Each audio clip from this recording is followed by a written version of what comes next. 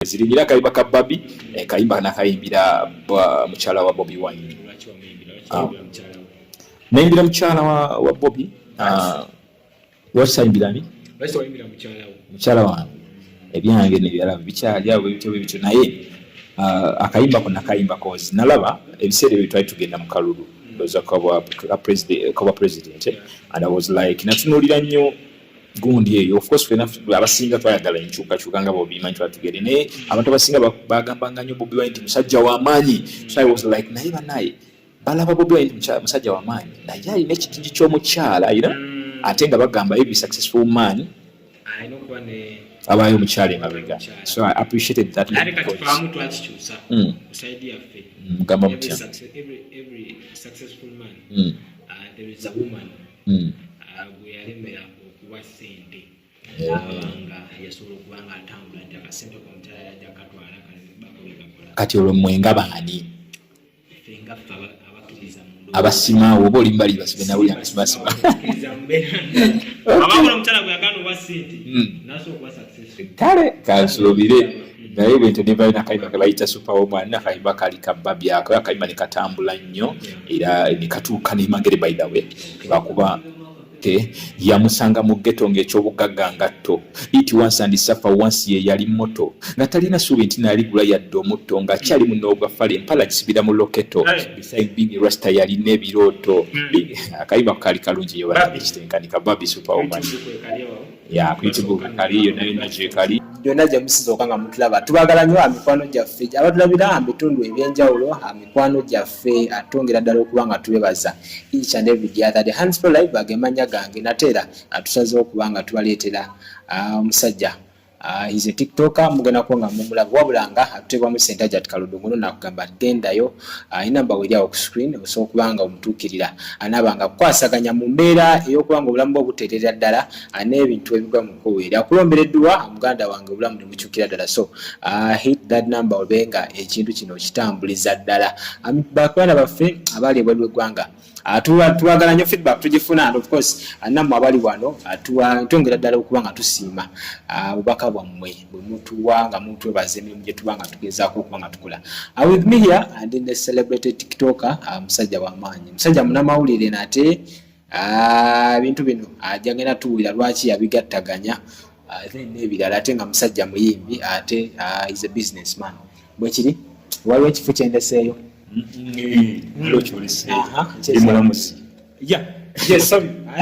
ate nga ensonga esinga okuba oli omusajja munamateeka amannya tutandikire waliwo omuntu akumanya eri amanya endoboozi bamuyita Papa Zapata, the best rapper Kampala Uganda, His Majesty presenter actor and attending philosopher. The best rapper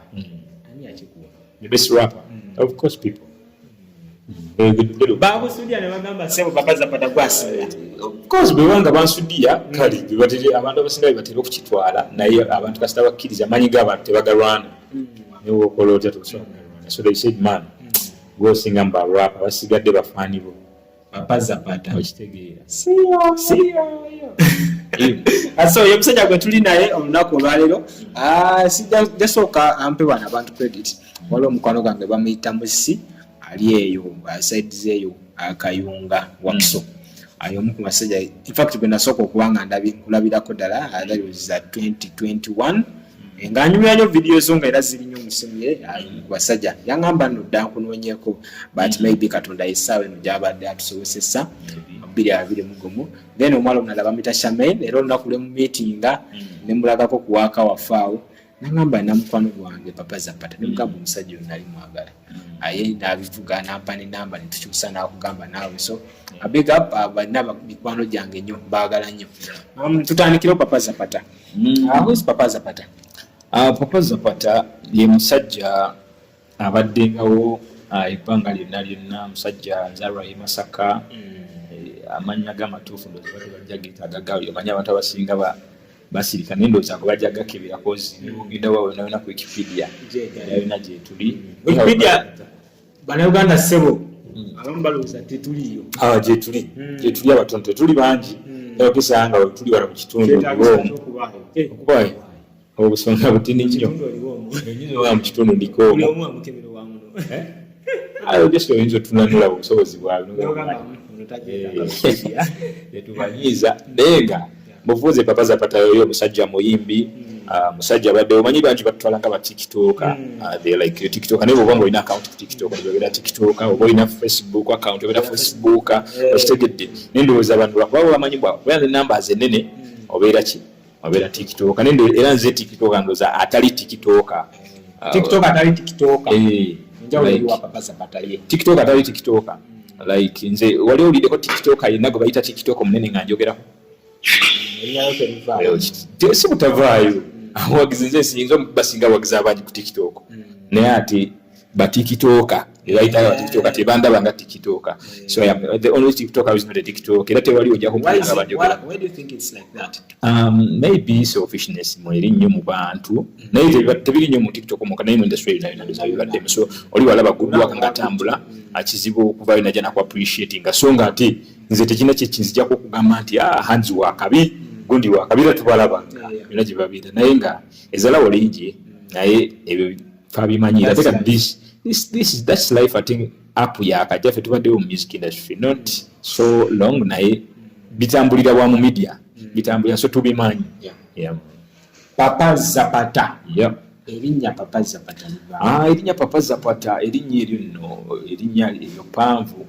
erinnya Papa alitegeeza taata njagala nnyo okubeera taata oba makisinaba naye nsuubira maaso awo nja kubeera taata then Zapata ekigambo kiva mu bali abasajja abasipaana abedda nga wulira nti grama w'Oluganda so abasajja abedda abaspanish bakozesanga ekigambo ekyo nga kitegeeza blessing from God. So Father and a blessing from God. You're a blessing from God. Lwaki olowooza oli blessing from God? Blessing from God, of course, ekintu kyonna ekirawo byowa Katonda ebintu byenkola neeyogerera byanjawulo ebiseera ebisinga si bya bulijjo. By the way, this is my first interview. Waŋŋamba first interview. Waŋŋamba ya si lwakuba sifuna bantu balakola no si kikyo bwekumanga kwematira abasajja bangi nnyo besooka nabo interviews naye for life agemanya gange tubagala nnyo mikwano gyaffe tukyalina Papa Zapata tiktoker journalist ate nga musajja muna kigambo munakooti lawyer aba judge. Yes, judge munamateeka lawyer ne judge bwe abatasobola kulamula misango abatasobola wano mu kusoma basomera mu ssomero lyali musiba kino then kati wali batuuka buli omu n'ayawula lweyawuliriza anti nkimanyi kyawuliza naye mbadde ntudde wano mu kusoma basoma byebimu kale otuuka olina tusooke tutunuulire omaze okusoma otandika okweyiya mu nsi ebibuuzo biba bingi n'obwongo oba olowooza otegeera nnyo by then mu ekyo ekiseera Papa Zapata ono agamba kansooke nkola eki nga yakamaliza okusoma. Papa Zapata ajja n'agamba kasooke agendeko awo na brother wange bamuyita Sande Mukasa ali awo Lubaga awo natuukira n'asooka n'ankwatamu awo alina nvudde Masaka osaze Lwera n'asooka n'ankwatamu awo alina betting companies natandikira awo nenkola mu slot machine ezo bimanyi ebyokusiba popula that's why emipiira ndo zanjitegeera nnyo bintu ebyo kitegeera ntandikaawo nga nkyali muto nnyo nembikwasaganya tukolakolaawo nenvaawo nengendaku waliwo essomero libayita Victoria School of Beauty egenda teeta asiba nti nembirakaawo yaya netusibasibamu awo siba mpaka bwe navaawo nitandika okukwasaganya ebintu bingi omenze nkola ebintu bingi nnyo besides being multi-talented in talent naye n'ebirala emirimu gya bulijjo era mwena abalisaidiza eyo bwobanga olina eyo ng'olina ekikulemeredde onkonako bukonyi buli kimu nkikola teri kyesikola oyo byonna bikwasaganya. Then tugende speed ku TikTok eno. How do you join it and TikTok eno njirabaawo mu lockdown awo nga yakajja bakatuggala zaali nokucheza ezisooka batugala 7 zaali 14 kati ezaddako awo 14 then batongeramu endala awo bandi eyo nga ndiko waka nali ku TV television ngenda okulaba nga ndaba these guys Douglas Rwanga bali ba hostinze ku Skype kana kawala ke Nairobi bakayita Aziadi Aziadi ngenda olaba nga bagamba waliwo kanapa kuliko Munnakenya akoze ebyakabi biki bamuyita Aziadi naye osobola okadownload nga tomanya in the aftermath osobola okakuyamba. I was like okay nino kajjayo ositigira nekabeera awo nga nendi gestalinga nembira nga kwendinga nange ngenda nendabako olutu video Kadma was time in posting a video, the musajja muyimbi, and posting a videos because I was looking for the platforms ezokubanga promoting our music. Ntika ku music yawo, tambula okay. Temanya nembirawo. Kati wali mukwano gwange yankubirako na namba. Boy, ali sides bamita Evelyn, ali sides Egypt. Nankubirako na namba. Boy, okimanyi wakuwa hit sides eno ku TikTok ne mugamba how. Nangamba kayimba ko ka trending ko kufaako bufi. Namba bangamba biki nengendayo sibitegeera embeera awo entulaba ne views zikula speed tikaka video views zikula ezitaliyo ba ku Facebook za Facebook ne Insta irimo ku gundi ezitakuzanya gundi ezo so nembira nteka video mpola naye later on I realized nti abaana abaliwo ku TikTok by the time teba like TikTok tebanagitegeera nnyo kiryawo so nze ningezaako okugiwa obudde so bwe natuukirako ng'abaana bawuliriza nnyo abantu abalina numbers you understand so nga mu bulungi ne mu bubi olina okunoonya ki numbers so saalondako mu bubi nagenda okulanga okay nali nsobola nange owemula nasanga abeewemulanga bangi nga muwasi bansookayo abeeyambulayambula awo biki nga wayi sijja kukolebe kanjiye nasooka nokuyiiya mawulire nengenda ninsoma mawulire nga soma in the funny because I realized when I came to TikTok ebintu bisinga bisobola okutunda naye ate comedy atunda nnyo okusinga ekintu kirala kyonna you understand so nenjagala nfunye ntya attention y'abaana baneno so that nange nfuna kuki ku numbers so I created nensoma mawulire era nasoma akantu kali kakiplotiki oba abanzijukira bafollowa bange bajjukira kiplotiki yali bali misinde sides zaawo oba sides France eyo nga bali mu marathon so n'atambula butambuzi nga kute mu bina bwati emisinde gimuleni so nkateekako eggulire bwenti nakateekayo ku makya nga nkatadde kamaloboozi gange gasoma mawulire I was like nsobola okusomamu nga bwe nasoma kozi nsuubira nsobola okukajjukira I was like Steve kiplotiki emyaka 3 okuva tu Uganda mbw ate emisinde wejja mulemi nasala okutambula butambuzi kino bwe kiteeberezebwa nti emisinde wejja kanyumira gye natambula so katrendinga nnyo ke kasooka okuba TikTok yange ndowooza kati emabega eri nenteekayo oba ojjukira ka video ka ono gayo no MP wekawempe Muhammad Segiri waliwo yaddukira emisinde ku parliament so nenkagata nenteekayo nti bannayuganda bagambye singa batwala mwani Muhammad Segiri nyamfu kya kiprotiki nemuteekako alinga addukira emisinde ka video ka trending kakubba emitwalo gyalinga 2 so I was like oh my god kiteze ebintu bino sobotambula ngenda owulira nga abaana bagamba mwana kiri ku Facebook gwaliko ne bagamba how netukayo this guy bamuyita Frank Gashumba nga yakapositives nga kali buli wamu nga like this guy is so good nengamba oh TikTok so kaweti so that's how I joined the nentandika okukola bu comic content obutonotono so later on nagenda nga abaana babi lwaki osalawo gwe kujja n'amawulire kyajjabuza mawulire wali ogasomyeko wali ogaagala amawulire nagaagala nnyo ate nga kindi musayindowooza nalimu olujournalism muli munze n'olumedia lungi so ate we nali nga nkyali primary nasomanga amawulire by the P5 nze na entertainment prefect nasoma amawulire ku parade kyave inspiration desire ate we najja nga mbisobola nawe nsoma nnyo agasesa nga abaana baseka I was like okay kyakambisobola so later on nagenda olanga abaana babingidde bangi nnyo lwakuba teboogera by the way inspired because of nze niba bisoma bibuli ningamba okay kati chapter closed nengenda nencreatinga kye bayita eggulu nakolako eggulu like nga njajinga abantu nti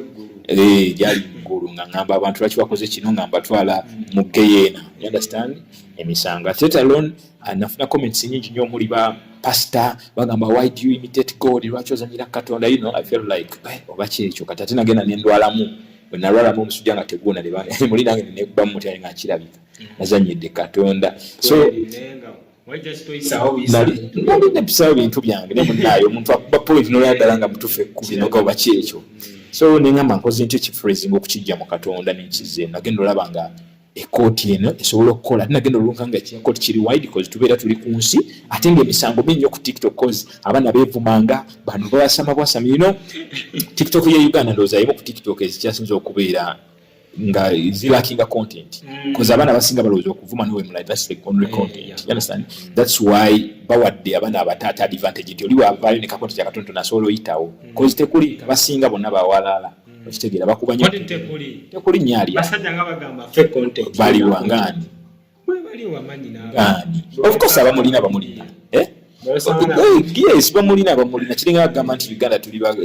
nsinjavu tekijjawo nti abagagga mwebali ate ngira bangi okitegedde. So kwe bali abaana bakola content abasinga naye abasinga balowooza nti okuvuma okwemula okweyambula ye only content. So nze bwe nakiraba ate nenjikwesanga advantage nti kati buli baneevumanga nze ngamba twalawa mu kooti okitegeera kati bulange ekooti yabangayo ebiseera byonna emisango nga mingi ne bagezaako okunnwana bingi byali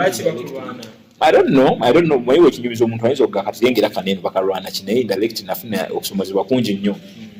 olw'erinnya lye nali nkoze abantu banjagala nnyo by the way banjagala ne batandika n'okubbira by the way mu linnya lyange abantu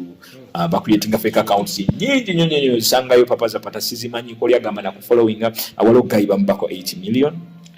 waliwo fake account ya Papa Zapata sati najja n'alaba account yange entuufu ng'olwedde bamaze omubba nanga awanziba ne muganda that's not me ate era ndowooza be bantu be bamu battirako n'omuntu still era ne bannoonya ensonga zaali mu poliisi okitegeera. So muwala was like mwana wali mukwano gwange yabuze agamba yaŋŋambye yazzeeweeyo famire ye kunoonya. I was like kiki mwogerako sibitegeera bamala enkeera nkubira ŋŋamba omuwala baamulabye but unfortunately baamusse okitegeera. So ate nze ndi musajja mutiitizi munko katini enziruka ku poliisi nekubira enduulu naye thank God nti byamala ne biggwa mpola mpola those avaayo kubi explaininga nnyo eri bafaani bange omanya abantu bo balaba glory tebamanya story. You understand? So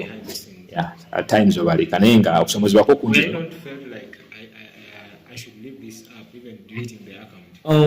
search funamuko cause TikTok endaze ebintu bingi nnyo like gundi I think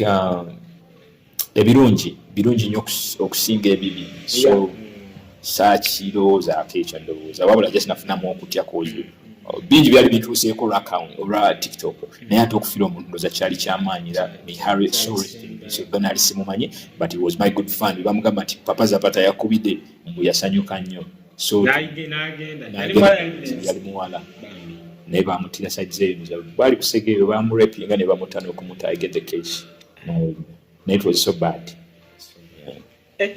Owai kanuwa kalitashing Handspo Live agemanya gange atuline Papa Zapata wanda boyiji kwe tulipe tusizo kubanga tukueleza tutemateme ensonga zino tuwanga tuzikueleza why not awunakola letwogerako n'omukulu yennyini omulamuzi musajja mulamuzi nnyo owai wayogezeko mu kooti sigendanga mu kooti era kiroto kyantiisa sagala gendayo buli ogendayo ng'olinawo wamukwano gogozo ngeze okulaba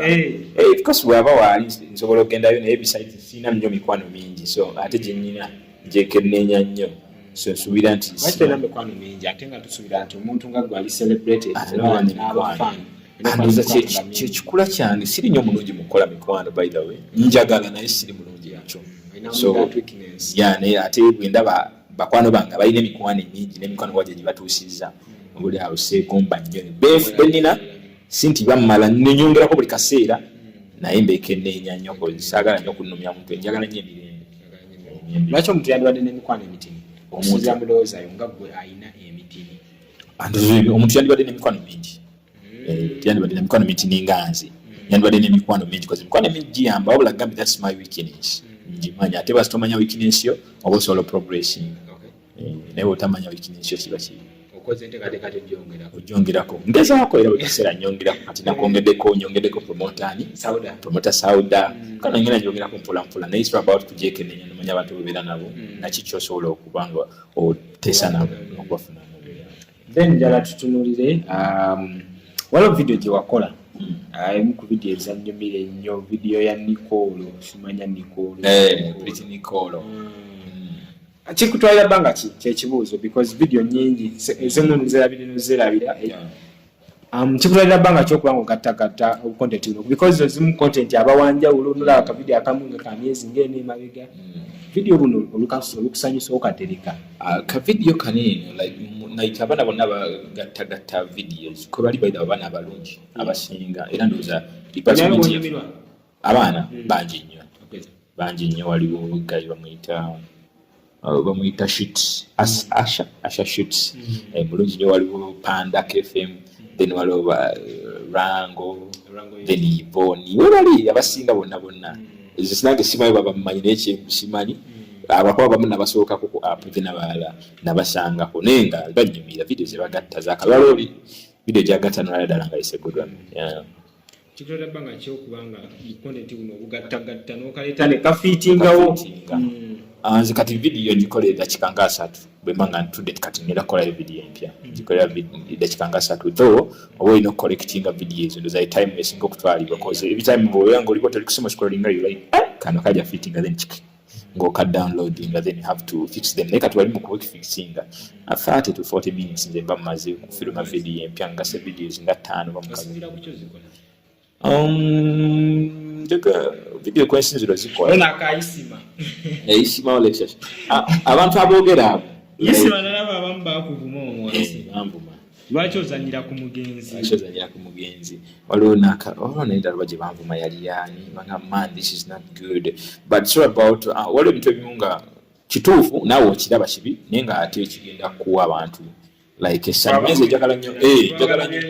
ebyononese ebinonese birungi oba machinze tosangako mu scandals ziri awo nga zirimu gundi ez'enjawulo naye nnyumira nnyo kale okubeera mu bantu nga basanyufu happy people that's why I think I always make people happy jagala nnyo okuba making nga nze mbasanyusa so ebiseera ebimu olaba video nga noga sandi kikole kino naye kangikole olw'abantu the demand is a super following obachi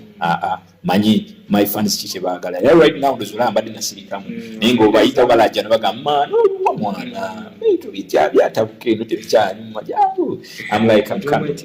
you understand nenga kintu ayaba katono kanacho sinzirako yeso sinzirako kikunyumide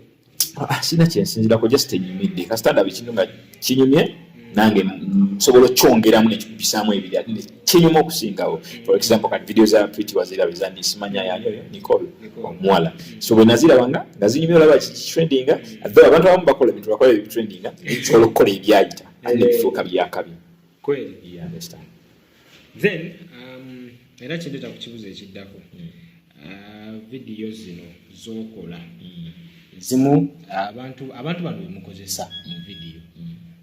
abamu video zimu aba oli aba yali serious but of course naayitira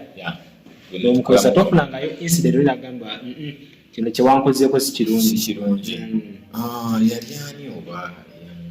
ekyo nkasifulangayo nga bwegambe nti abantu abasinga bensinga okukozesa by the way abantu abasinga oli akubira naga mwana njagala kuweereza sente onkolere onteeke mu video siina sente zenkwata kukola video wabula njagala nnyo waako mulungi so olaba video nga nnungi noga this one will be nice abasinga oli nasanyuka okwakozesa wakawe abamu ne banyiiga si malala omusajja akuwidde oba omukyala agala kocha just musta mu video anti kati labayo oli ayinza okukuyagala njagala onteeke mu video of course nsobola olya sente zo naye gwe kiraga tekigenda kukola ki in that ekiba tekinyumye of course kati nze nkolera nnyo abantu okusinga nze okitegeera so nsobola omumanya kino kiganyumira abantu aliwa anti kati ate oyo abeera omu but the majority baba tebajja nyumira ogenda olanga olyaga mwana enaku zino nga tebikyanyuma ofuna comments nsomako linasomanga nga si nyingi ne right now ziba mpitirivu linasomanga si nyingi kati osobola okuteekayo posti nasomako comments 10 then esale nozireka abakukumbye ne bakubonera small access gayo oyo yali wanjawulo ebbanga weyafiiraawo nalina kamusinkana ndoze emirundi 2 n'emulundi gwasembayo twasinkana ali ku mupiira gwa TikTok gwe gwasembayo then omulundi ogwasooka namusinkana twali wa Spice Diane eyo yalinayo omupiira gw'abaana bakateyamba the support foundation biki bwe twasooka kusisinkana Lugogo then ogwokubiri gwego gwa TikTok naye gayi kyenamulabamu sayogera naye like twayogeranga awo naye nga tetuli nnyo tuli close naye kyenamulabamu kyali kimu nti the guy ebintu byali ayogera byali byanjawulo nnyo ku kiki yali okitegeera yali yawukanya kati ekyo tasi kiri ku isima yekka kirina okuba nabisoko oli tikitokaazi weetuliza bwati essimu ebigambo byafulumya ebiseera ebisinga mu meeting aba muntu mulala batono nnyo abafaanagana kiki boogera so kyenyinza obagamba essimu oba social media tebavuga speed isimu Lexus yali muntu mulungi for sure omugenzi baga tebamwogerako mu nze nga nze no I personally nali simwagala sijja kulaba nkulimba nali simwagala cause alina ebintu byayogeranga ogamba neno gayi babira wa mwana balabye ekigenda maaso mu nsaba tebakiraba naye kati omusajja yagambanga waliwo akantu keyayogeranga akanyumiranga keyayogeranga yagamba mugamba mutya the country is bleeding ngeri muli mukuwasambaga right now kati mulinze ngamba teyagiraba nge bleeding akuba ya bleedingira kuye ogiraba oli awo yandibaddewo nalaba naye tetusajjajinga muntu naye nga kyenamulabamu nga ye omuntu he was a good guy ati yali atandise okutulaga kikyali ebyaddala cause byali bikyuse byali ayogera emabega yali atandise obikyusa ng'ayogera ddala ebintu kulu n'ebintu abantu boyama so may his soul rest in eternity. Let's go to the music career. Papa Zapata ono ayimba ali serious ayimbamu kusaaga oba ayimbira ddala ng'omuyimbi bw'ateeka okuba mu online. Kakati no Papa Zapata musajja muyimbi nga we nagambye the best rapper nze omu ku basajja ba rapper kabesti kale kankaleko olw'obulungi bwo munnaye nkusanyuse naawe byakagala tukalekeko kabesti wakati mazola bukewuliro maye oli wabatakewulaga bajja kugamba that guy is the best rapper when you start do the freestyle whatever elements zoneza hip hop oh my god ndi mulungi nayimba no mabega kawo bakuba music nze mpola mpola tot bali tulakinga ebintu bingi nnyo obimanyi nkokola zibeerawo mbayimbi money sente sina management obitegeera naye nga mbadde ngawo nga nyimbira ennyimba zange abantu bazimanyi na featurengako muyimba right benda bombo clutch nayimba kakayimba ka Barbie nayimba kakayimba ka Barbie bombo clutch okay egamba party egamba ti bombo clutch abo bonna ba student abasaba abazadde sente za gynecology bombo clutch abo bonna ba student abasekerere ngatto ya teacher wa biology kambanguize mwana ebintu nga zenda omutwe nguma muleke enviri nga benda nga referee mu kisawe nziruka kyenda mu byabwe mwene yagalira ninga manerenda barapa abakaba mbono tubozaamu teri asobola boza tubasuulanga pampa people can be similar but never identical kola mu restaurant go kola mu toilet which means on toilet papers and serviette right tebagenda ne banoonya luyimba ne beeyogera okitegedde YouTube zendazi n'enyimba kwe era kayimba katambula nnyo Bobi nanka postinga ku platforms ze nali manyi bayida yawulira atya kwa serebe omusajja oyo ne wabula kukolezanga nawulira essanyu lyali lingi nnyo nga ndaba kayimba ka posting nze mikwano gyange negingamba Zapata mwana bakupuyo posting okikubye ino lwakuba nali nsuubira ekisinga nali manyi ngenda kugenda nfunemu ekyengula emageri naye noza ndimu neyiika mutaka by the way njagala nnyo sisinkana family eyo nako kankayiseewo boolyawo cause nali manyi akayimba kagize naye ebiseera ebisaa kunenya gundi cause byali bingi twala tugende dda wano ate nga bwali ndoza buli maina boolyawo ng'alina abantu babalala nenga tabarecognize nengira kimanyi tene time working hard luli bwolunja kugenda mubwengeko boolyawo ate kyekigaana yasazeewo n'okudda mu music ajanga perspective nga ya journalist yanga yomunamawulire yasazeewo okudda mu music yabadde abuuza teyasazeewo but yabadde abuuza abafanzi be nebagamba neka lwaki sikomawo kwesi yabaddekaawo ayo omwana munagamba ati omwana muyagambye nti ayimba oluyimba lumu akabiina ne katondwawo akabiina tebakole majje yandoweza kajabamajje naye ogamba nti Bobi Wine akomewo mu music nze ndowooza yange nsuubira nti oli bwakyogera simanyi kyabalowooza koza abaddengawo ate nga botunulira bayimbi baneeno kitabadde nnyo koza alina ebyokukola bingi era ebirabikako benza obutakkiriza maye omusajja oyo newoba tokkiriza weggalira munda n'ogamba bannange okitegeera so ate nebyokukola nsuubira music waba tuwaddeyo tukkirize tunyumirwe wabanga agenda twongera ffe weetuli luli eri asobola akoza te kati music kitwala ki kati Bobi Wine nibaga nti olunaku lumu agenda kola ennyimba 5 okitegeera zisoboka ate era neziba zakabi nga bazakikolanga enkya n'eggulo so nze nsuubira nti takomyewo naye atubaddemu bweva makitabadde nnyo kale katugambe olibala Juliana olutya olumanyi naye ali mu politics babeerangayo nga jasi bagenda ku pesi yaabwe kati nno ekikulaga abali ku pressure n'abatali era kati bwengambira balegendi abayita balegendi nga bali eri waggulu naye nga bali kapulesa bafulumya omuziki ate omuyimbi w'eggwanga omumanya Uganda tulina omu Alien Skin bamuyita Alien Skin omuyimbi w'eggwanga bangi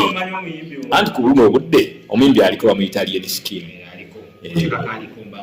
yaliko era yaliwo omuyimbi w'eggwanga Alien Skin ayinza n'okwekanga ye yawandiika oluyimba lw'eggwanga wamaanyi nnyo yali tonnamulegera butegeezi musajja wamaanyi ekitenkanika era bwenvaako yaddakaawo wakabi mu bantu wakabi then mu nsolo ndowooza era nze nsinga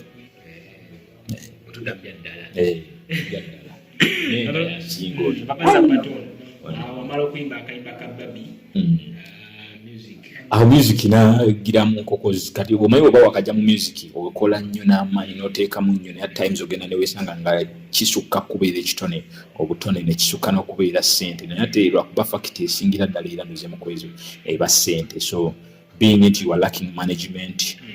lacking opportunities tomanyi bantu fe twavaire masakojju kola kirowooza mu talent yekuyisa if it was talent singa ffe ndoza number 1 East Africa okitegeera because I believe in myself I got the talent but at times ogenda nebisanga nga tekikoma ku talent yokka olina okukola connections olina okurespecting abantu bingi it's a lot of work so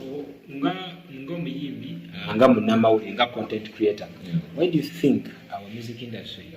has lacked investors because I believe we have that challenge nti abantu nga bali talented at least Papa Zapata badde n'abantu nga 2-3 nga bagamba we are willing to muteke mu sente we have because ate abalina sente we bali but why do you think they're not investing in music music gondi yaffe eno music industry ndowooza abasookamu ekintu kino abasookamu bakola naye ate waliwo ekintu ng'egye bakittamu kyesimanyi nakumaba bakikola batya cause a foundation teyali nnungi ng'egye balayingamu naddala strategy y'okukoleramu ssente music wise as a business balina ng'egye bakittamu in that ffe tulowooza wanene Uganda bw'obuuza omuyimbi atandika nti kikyoyagala like gwenga gwe ajja kugamba ne mala nkuba hit ne bampita ku bivu nja kukoza eki kiba kiwedde kitegedde naye surprisingly wabweru w'eggwanga ndowooza nsuubira nti abantu abasinga bafulumya oluyimba asobola oluteeka ku platforms ez'enjawulo ezisasulira ddala ssente olina manya nti music wagundi wemba mwagala wa hands mujja waneeno nga niba batakuyadde ekivulu n'ekimu afunira ddala ssente nga balina engeri gye baba teeka mu line ennungi n'abeera nga ddala muyimbi era ddala nga ali sente ezo zimusaanire ezo nanga okusitulogera nti agenze kuba kivulu ng'agenze kukolera ddala sente extra money naye right now ndowooza kigenda nakuddayo ne ku gavumenti yaffe we yamanya nti talents nino zisasula ate ng'omuntu alina sente asobola okuzoganya gavumenti that's why bakuba nnyo ebitone by'abaana ne wesanga nga Uganda tetulinayo yadde musambi wa mupiira kuba mu Premier League not because tetusobola naye talent z'abaana babaffe ebyo abakubira ddala ebikono ekitegeera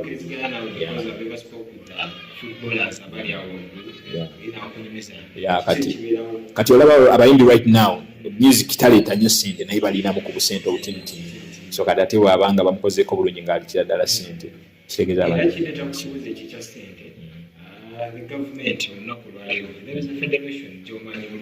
eyavuddeyo okubanga egenda kugeza kukwange yamba music industry ng'omuyimbi nga content creator nga munnamawulire Papa Zapata how do you think this whole kakono ba federation eyo eyinza enagattako ku music do you think esobola okugattako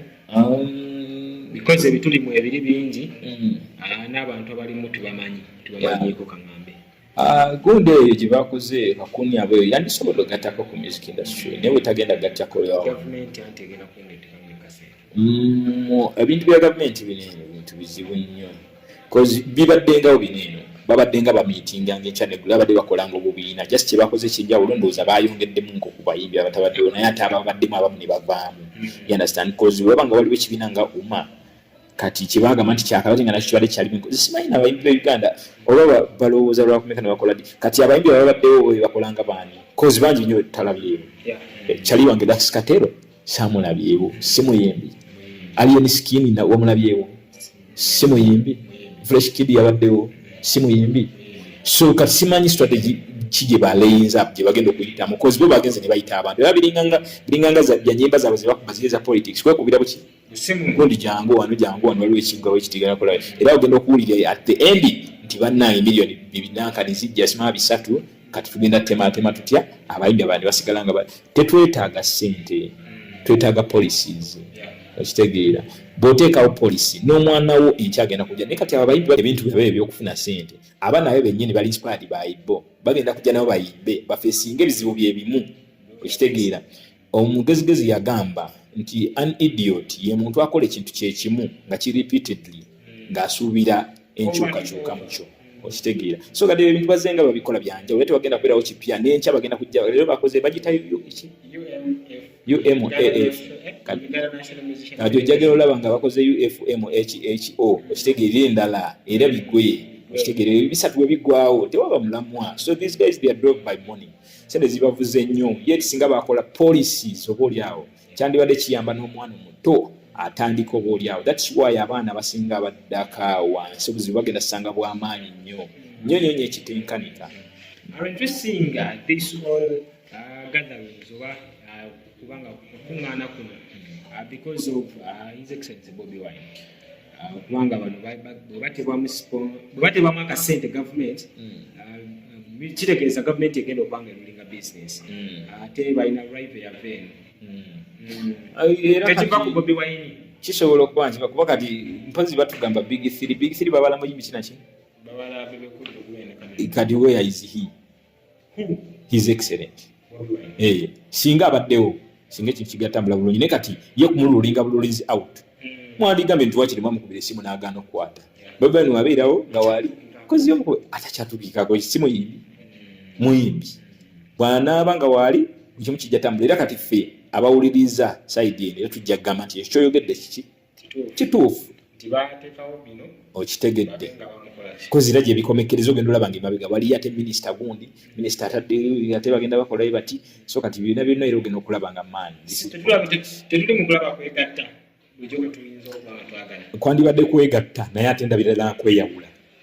kubanga kati abayimbi abato baliwa omanyi bano abantu balina gye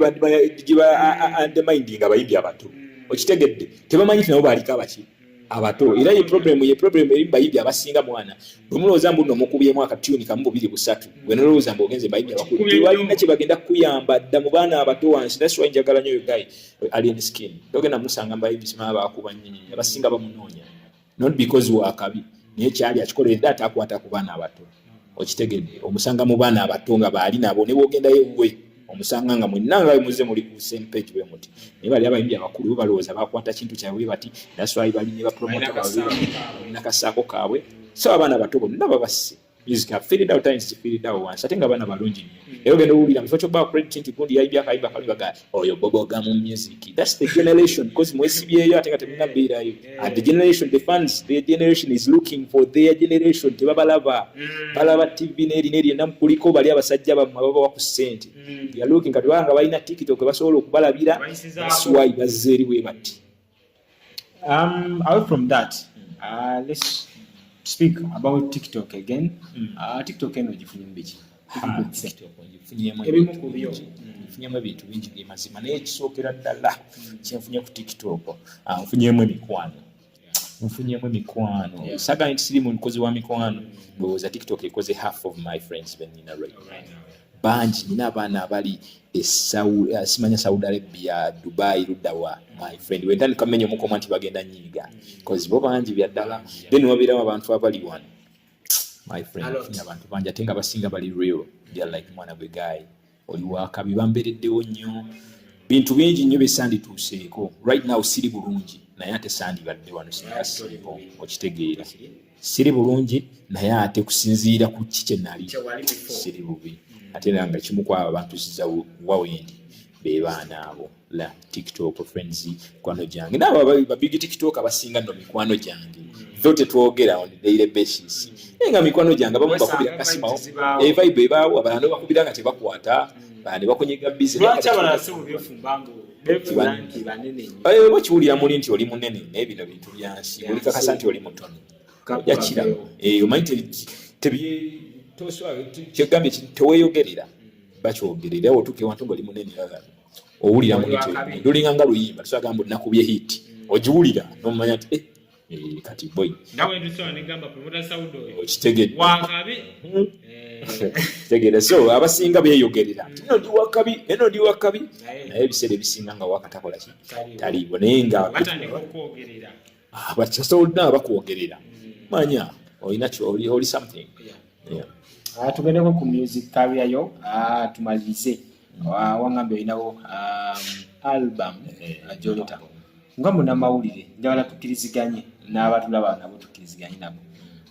nekyayo album wano mu Uganda mu industry yaffe is not welcome kituukiriziganya nakyo lwaki okola album eyo ekituufu kyoyogedde teri welcome nezi EP byonna naye ebiseera ebisinga kiba like kikaluba buli bwoba otandika ekintu at the start kikaluba era ebiseera ebisinga bwe batabaawo bakikola amaanyi gasobola okuba gakola ki nga gakubbwa naye for example kankwe ekyokulabirako nti abantu abaazuulanga ebintu edda baafunanga obuzibu bw'amaanyi naye right now byetutambulirako okitegeera right now tewali album kyekitambula si luyimba lumulumu kuta ani yakitandika okimanyi nti edda album ze zatundanga esooka oli kasiwukira tubisomako musically bazigulanga bisooka Bobi Wine babebeku bazitunda nka million nga bazitunda sente ate mpitirivu wabula nekivaawo kitegeeza waliwo yayingira waliwo virus yayingira munkola ki nekyonona netugoberera ekyo so right now bwekiba nga kikomawo bwobanga gwowulira nga kyokola kyekituufu lwaki oba okivaako because I feel like bwetuba nga tuzeeyo ku nkolera ya album kisobola okutuyambako n'okuyamba generation ejja okusinga kineeno sigamba nti ze nkola mpaka naye this time round naye gisazeewo okureleasinga album era egenda kuba efomba obudde bwonna era nsuubira people welcome it egenda kubeera mu nnyimba nnyonyi ddala so ezokugisaamuko katini ennyimba mmeka ziriko kuliko ennyimba musanvu album eno erinnya lyayo bagiyita What Went Wrong. Mulama gwa album What Went Wrong like nsi yaffe ngezako okwogera ku nsi yaffe Uganda cause njagala nnyo ensi yaffe Uganda kwepa much at times ekabya amaziga waliwo bintu byesobola okulaba neweebuuza ekibuuzo ekyo kyekimu what went wrong bwavaawa ki ekyatuuka ku nsi yaffe kitegeda cause mu kino sikireese nti oba nkireese political oba nkireese ki naye generally olina ebintu byolaba n'oseka n'ogamba naye ndi luddawa ndi Uganda kati ate fe abali ku social media it's worse cause olaba ekintu ekiyita nga mutuufu tekigatta n'olagamba tekina wekiyambira webuuza kigensi kutta omuliro n'ogabanaye so for example okay let me be political at time like bana ababya amabaati era twakitegeera nti baagambye ekyo waliwo ojja bawulira okitegeera byazikidde naye nga tusuubira naye wabeerayo akantu kamubweka tojawulira walala nti abantu bakoze bwe bati olusi n'amasisi gavuge so lwaki toba tokwata abantu abo n'obatwala nalufeenya kiboko bumbi 96 ku nnyimba kitegeera singa pulezidenti asobola n'akwasa ofiisi eyaki naye mba nga nsisala emisango wali abo bonna nalufeenya kiboko nezibayitako ne babayiwa n'ebidomola bya acidi mukamwa punishments zino tujazizirako punishments tuziyisewo osinzira ku kyobu genda bakukube emboka obubi 10 by the way it's bani abagenda zikuba era bazikuba yagenda kuba ndowooza kyekimu ku bikoze funny base yange nti nina nkwata audience ey'abantu abakulu abavubuka n'abaana abato cause ate nenkisuubira nkiri so much educative goyinza okiranga entertainment but it's educative omwana omuto asobola okumanya nti ono yakoze atya yawemudde kyamugambye mu kuba kiboko meka nti obuwumbi 1000 kitegeeza okwemula kikyamu era wowe mulaba bandikuba kiboko meka. I always walk there outside naye ng'osanga abaana balaga papa si yoyo you know naye ng'oli agamba kiboko meka amala kukuba kiboko 10,000. So it's like kind of fun but it's educative I think on the other side. Yeah. Okay, album nagidrivinze esinzira ku nsi yange anebuuza ebintu ebyo bisinga byakyankana maani otunuulira it's hip hop throughout though this time around nataddemu ku vibe you know like ekinandalako generation abantu basini mukoza abantu batamanye ebyokubabuulirira you try to see abantu bangi babaddengawo nga bayimba ebyo babuulirira ekyo ekimu what went wrong because twawulirizanga right now generation eriwo man generate you can't stop the generation ne bwokola otya ne wevu wejjanga yakwambala jini gwe ne bwokomyawo olubugo terujja kukola ebira wevu ekitegedde so kyekiriko abantu baagala nnyo okuzina kukyamuka like tebaagala bintu byakwemenya so ekyo bwokitegeera you have to target the audience the customer nasomako customer care katintini n'okufa okulanga olina engeri gy'oyingira mu bakasitoma abo n'oba ekyo kyebaagala tebakyebagala tolina engeri gy'ogenda kukirwana. Hip hop ono si w'amaanyi right now like mu Uganda kikkiriza because kati ne ba hip hopper njabayita ba hip hopper kale la rapper ekigambo ekituufu balina beats ezirimu dancehall bakoze beats ezirimu afro weewaawo flow esigala nga ya hip hop kyekiki kyenkugambye nti sitakyali w'amaanyi oba kikyamu kyoyogedde kikyamu 100% cause bwe nzija nandikubuuza nti nabbi alina kayimba kyakasembayo yasembayo yimba nekyobatakamanya 2 weeks back okay kati kyenyinza okugamba singa mba nga nfumba muceere nga ndi chef mulungi nnyo nenzija nengattamu obumonde guba gufuuse kawunga kibaki kuba bukyali muceere wabula nga mulimu akamonde spice ndowooza okitegereera Papa Zapata ajagala kubanga mwerekereza agenda akwasaganya ebirala